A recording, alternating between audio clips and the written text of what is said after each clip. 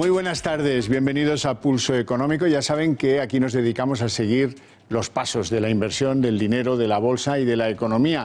Y nos tenemos que someter a la disciplina o a la tortura de los índices bursátiles. El nuestro, el IBEX 35, hoy cierra en positivo de 0,49% y cerramos por encima de 9.500, 9.543 con fortaleza y 10. Vamos con las tres que más suben hoy en el mercado y que son Bankia. Bankia a veces sube, a veces baja, ya lo saben. Ha crecido hoy un 2,09%, cierran 2,44%. La constructora Acciona, que lleva un rally, un subidón espectacular, hoy un 2,04%, 105,70. Y el Sabadell que hoy también cerraba una ejecutoria brillante, 1,92% de aumento hasta 0,97%. Y a continuación las tres que más bajan en el mercado. Técnicas Reunidas, después de unos días de subida, hoy bajaba un 1,74% hasta 26,30%. Mediaset, la compañía de Tele5, que baja un 1,52% hasta 6,69%.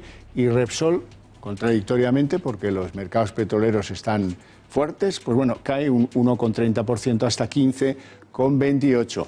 Los fundamentales de la economía española: no hay novedad en la aportación al Producto Interior Bruto, sigue siendo un 0,7% al crecimiento de la economía española. El próximo dato me temo que va a ser peor. El de la inflación, ya incorporado el mes de marzo, está en un 1,3% interanual.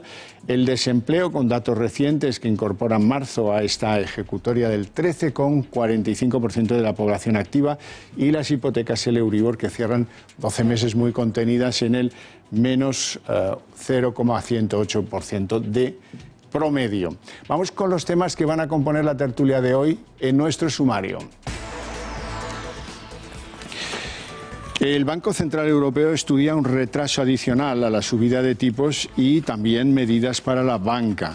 Ese es un elemento de alivio para el sector bancario, sobre todo para el español. En Inglaterra, el Brexit ha perjudicado a la economía británica en un 3%, según calculan en Standard & Poor's. Esta misma compañía calcula la depreciación de la economía británica en el equivalente a 66.000 millones de libras. Esto en euros son 73.300 millones, que no es poca cosa. Y veremos lo que sigue cayendo del lado de la pérdida.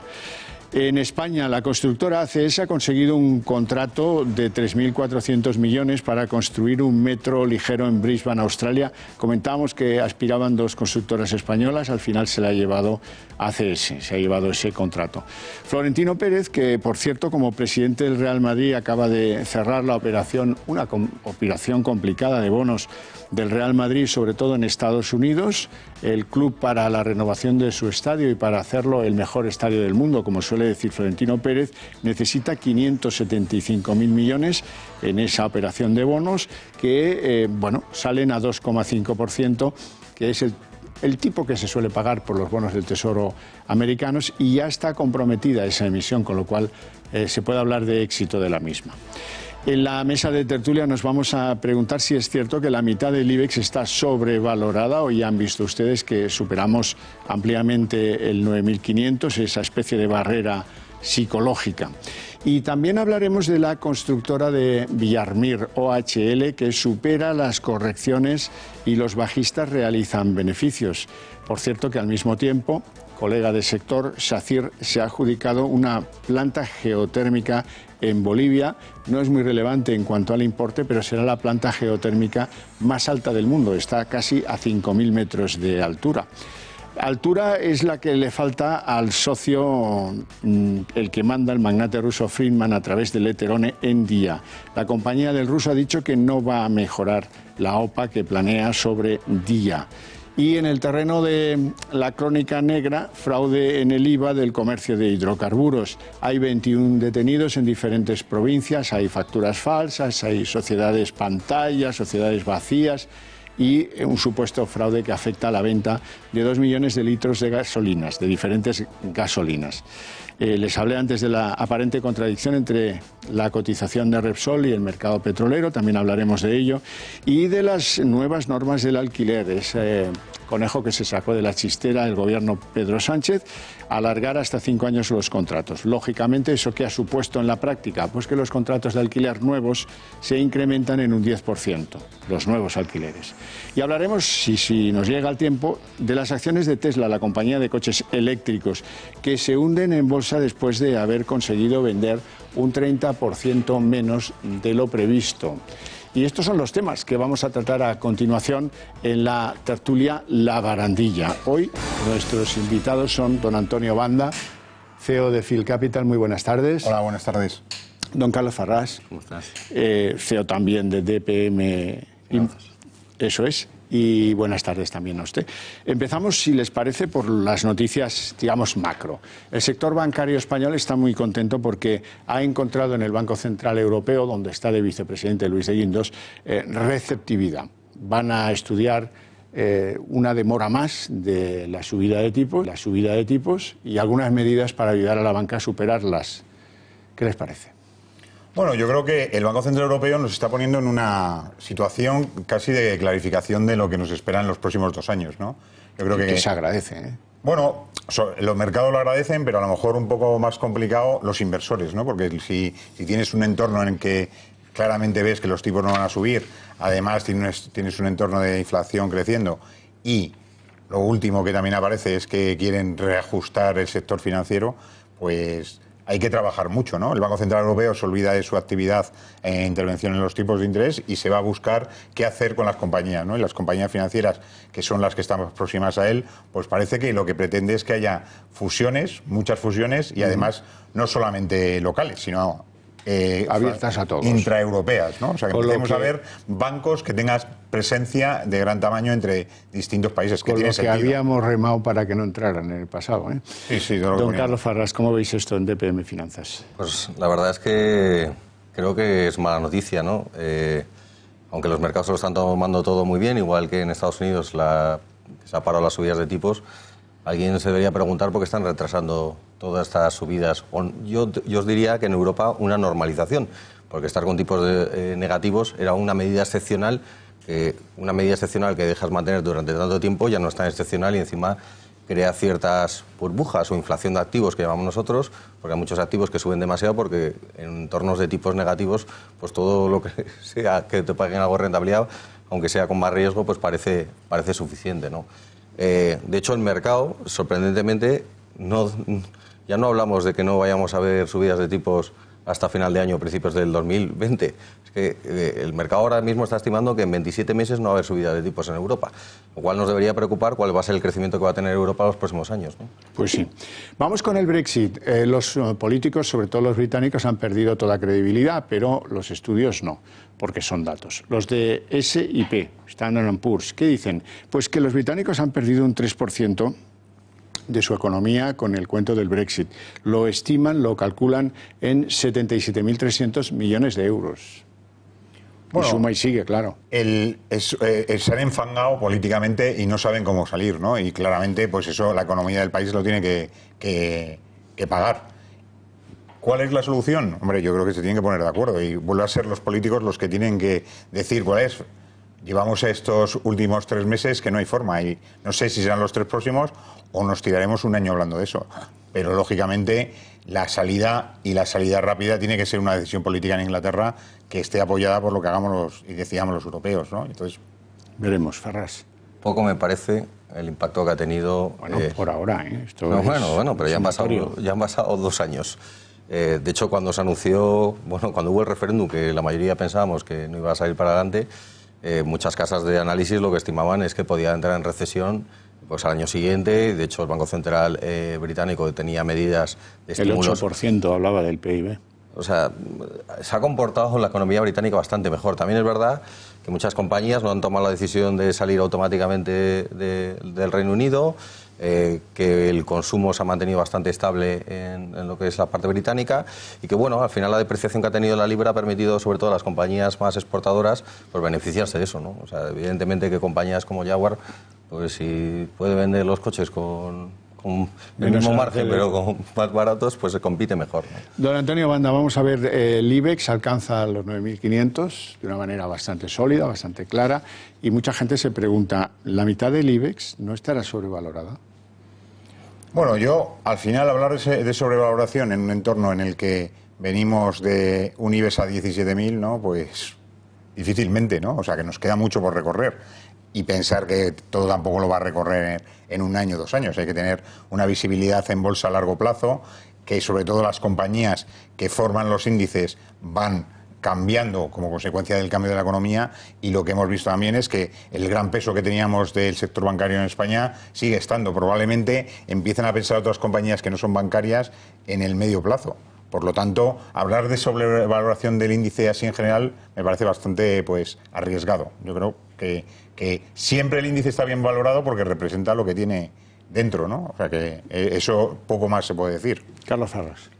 Bueno, es que a finales de 2013, principios de 2014, estaba el IBEX en 10.000 puntos. O sea, 5 años después, salvo los dividendos que se han ido percibiendo, pues el índice está todavía por debajo. Yo creo que sobre valoración, si me preguntáis personalmente, creo que donde hay más es en la parte americana, que está con un ciclo económico muy avanzado, que es el noveno año de crecimiento, cuando el más largo de la historia han sido 10 años, con unas valoraciones mucho más elevadas, márgenes empresariales en máximos y demás.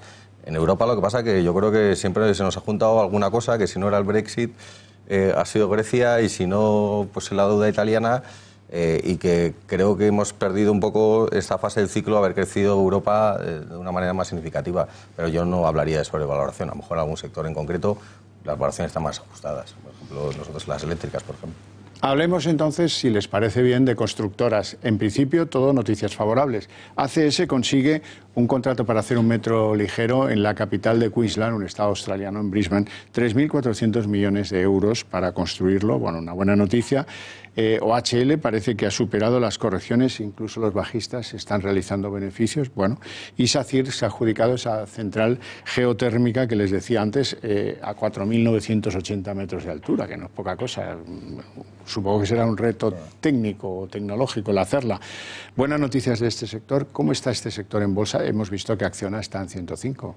Yo creo que, fíjate, las noticias que han venido al sector de construcción español vienen casi todo de fuera, ¿no? Sí que tenemos unas compañías que están bien organizadas, con una capacidad de hacer negocio fuera de nuestras fronteras, y eso significa que, ¿no?, tienen una capacidad de precio importante y que además tienen capacidad de competir en obra civil de manera convincente, ¿no? Luego que la valoración aquí sea su referencia, pues lo mismo. Yo creo que las compañías constructoras tienen todavía muchísimo recorrido, ¿no?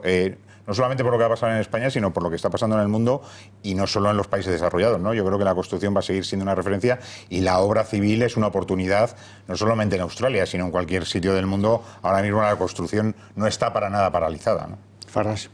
Bueno, yo creo que se han buscado las habichuelas en un entorno en el que España ya no gastaba tanto en obra civil, y han sabido tener un posicionamiento a nivel internacional que les ha permitido que, por ejemplo, en el caso de ACS, pues Australia es su segundo mercado, pero el primero es Estados Unidos. Por lo tanto, se están convirtiendo un poco en referentes a nivel de construcción de obra civil e infraestructuras de manera importante.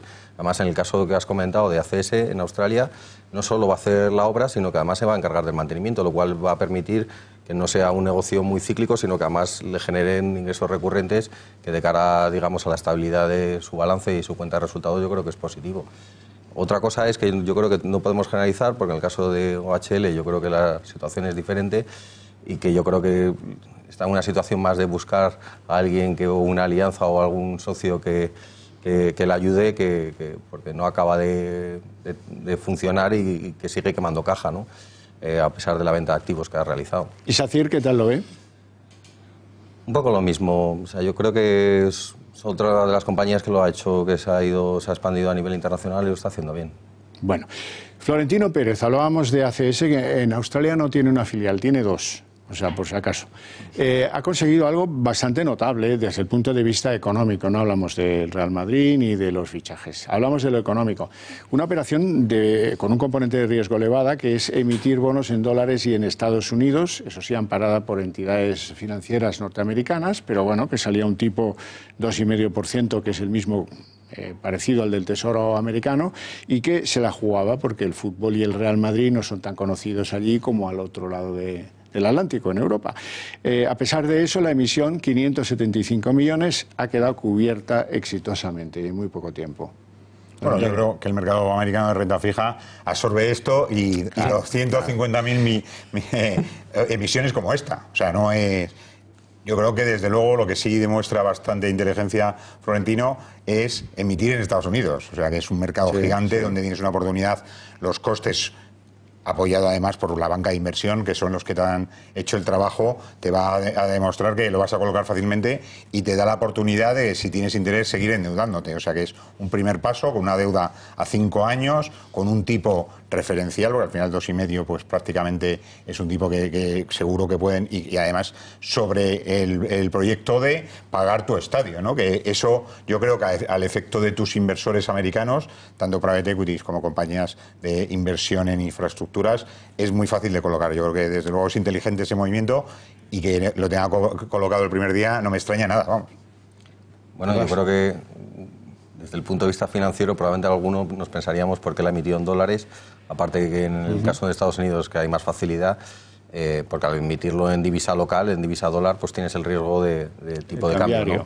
Lo que pasa que, si me preguntáis a mí, que las divisas es lo más difícil de predecir del mundo, con lo caro que está el dólar, me parece que también es una decisión inteligente, porque si el euro se recupera, al final el coste de la deuda para él va a ser inferior, ¿no?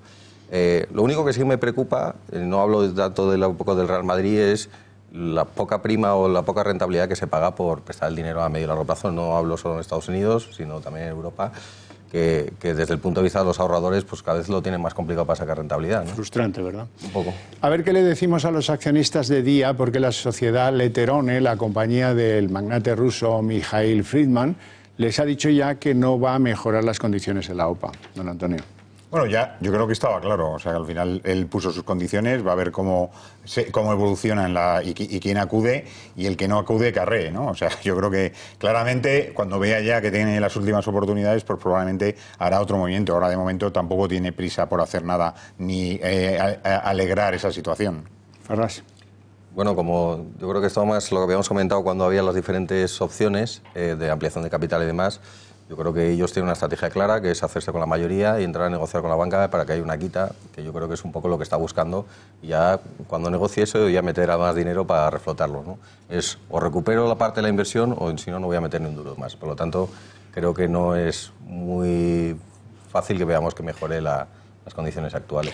Bueno, les vamos a contar una cosa bastante espectacular y novedosa dentro del formato del programa. Resulta que hay una operación de la Guardia Civil contra vendedores de productos de hidrocarburos, esto es gasolineros. Hacían fraude con el IVA. Hay 21 detenidos en Lérida, en Tarragona, en Castellón, en Madrid, en fin. Y la cuestión es bastante simple: factureo falso, y lo más antiguo del mundo, pero que no deja de ser sorprendente a estas alturas del partido, ¿no? Carlos. Bueno, sí, lo que pasa es que un país desarrollado como el nuestro, pues no deja de sorprendernos situaciones como las que estamos viviendo. Bueno, yo tenía conocimiento de una cosa parecida en Alemania hace prácticamente 2 meses, o sea que no es que sea una cosa extraño. Bueno, los defraudadores de IVA parece ser que existen en todos los sitios. Ya, ¿no? me conforta. Hablemos entonces de Repsol por proximidad al sector, no al fraude de las facturas, que quede claro. ¿Qué pasa con Repsol, que hoy la dábamos como la tercera en bajas del día, y que está en un momento el petróleo pues bastante hacia arriba, ¿no? Sí, el petróleo lleva un movimiento que yo creo que está acompañando también al mercado, ¿no? Desde el principio de año. Y claramente lo que están las compañías petroleras, en este caso Repsol, está un poco perjudicada por su estructura y su capacidad o necesidad de reestructuración de balance, ¿no? Yo creo que el modelo de Repsol tiene que hacer un cierto cambio, ¿no? Ha hecho muchísimas inversiones fuera, algunas de ellas sin éxito, y al final convertirse en una compañía exclusivamente de distribución de petróleo o de transformación marca mucho en qué parte te interesa, ¿no? Si estás en la parte transformadora, pues el petróleo cada vez más caro te perjudica. Y yo creo que eso es lo que va reflejando un poco el precio del activo. Buenos márgenes de refino y están abriendo la compañía al mercado eléctrico claramente, ¿no?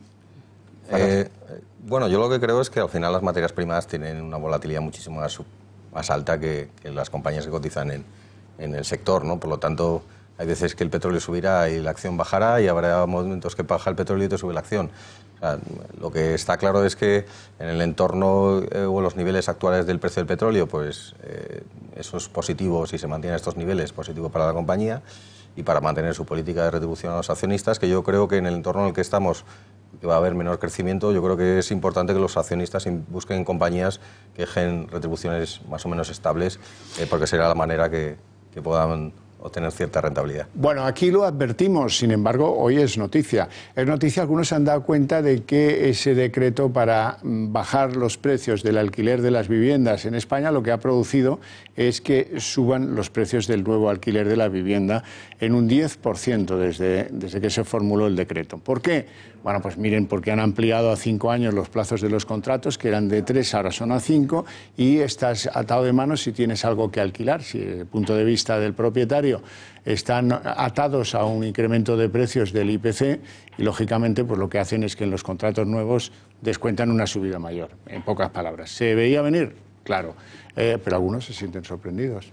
Bueno, yo creo que tenemos un problema en España con la regulación, y en el caso de los alquileres es que no podemos tener una regulación tan cambiante, porque además el negocio de alquiler en el mundo es un negocio en el que están metidas las empresas, y las empresas venden alquiler, ¿no? Entonces, si no tienes una buena regulación, no ocupan las empresas ese punto. Entonces, en esa función estamos aquí, que tenemos un mercado que está sobreregulado y además sin presencia de verdaderos jugadores, porque aquí los jugadores del alquiler muy pequeños son los propios dueños de las casas, los particulares, no las grandes compañías. Entonces, eso debe cambiar, desde luego. Hombre, todo lo que sea inconvenientes en el lado de la oferta perjudica, ¿no? Porque si hay, a lo mejor, propietarios que tienen una casa pero no están dispuestos a alquilarla 5 años, que en el caso de las empresas son 7, pues a lo mejor restringes la oferta y por lo tanto haces que el precio de los alquileres sigan subiendo. Yo lo que creo es que las subidas que estamos viendo, significativas, sobre todo en ciudades como Madrid y Barcelona, lo que está viendo es que también está incrementando la morosidad en el alquiler, que está en máximos, por decirlo. Porque claro, al final, si suben los alquileres un 30% y los sueldos solo suben un 2 o un 3, al final hay un problema, ¿no? Por lo tanto, yo lo que creo que hay que dar flexibilidad a incrementar toda la oferta, que la gente que tiene una propiedad, incentivarla que la alquile, y será la manera que al final el precio entre la oferta y la demanda pues se mantenga más estable. Bueno, vamos a la pregunta que ustedes nos formulan al correo electrónico de este programa, pulsoeconómico@eltorotv.com, y hoy nos la dirige Adrián Pazos desde Madrid. La pregunta dirigida a los dos: ¿aguantará Iberdrola en máximos históricos? Don Antonio. Bueno, yo creo que Iberdrola es una compañía de largo plazo, ¿no? Se habla mucho de su cambio en los que dirigen la compañía, que hay una necesidad de reestructuración. Yo veo que, aunque esté en máximos, todavía tiene recorrido. Farrás. Un poco caro todo el sector. Un poco caro todo el sector. Sí. O sea, que usted más bien piensa que no. Yo haría caja. Usted haría caja. Bueno, antes de irnos, darles cuenta de que una compañía que cotiza en Estados Unidos, Tesla, ya saben que fabrica coches eléctricos, ha decepcionado a los inversores y la han castigado, y ha caído el valor de esa acción considerablemente, del orden de un 30%. Y esto, bueno, se justifica porque las ventas no responden a lo que estaba previsto, ¿eh? Han sido mucho menores y le castigan los inversores, normal, ¿no? Sí, yo creo que había unas expectativas para Tesla que se han quedado bastante cortas, ¿no? Yo no sé si porque se ha vuelto loco su propietario o porque ha tenido esa serie de motivos para que haya cierta desconfianza. Lo que antes era todo el mercado confiaba, ahora se ha convertido en el otro lado. Es que Tesla capitaliza por encima de muchos fabricantes europeos, con muchísimas más ventas en coches, en distribución, etcétera, etcétera. No se justifica para mí las valoraciones. Si no fuera porque el coche es eléctrico, diríamos que hay mucho humo ahí, ¿no? Bueno, exacto. No tenemos tiempo para más, tenemos que dejarlo aquí. Mañana la cita es a las 8 en punto de la noche, ya lo saben, aquí les espero. Y mientras tanto, recuerden que el dinero no duerme nunca. Gracias.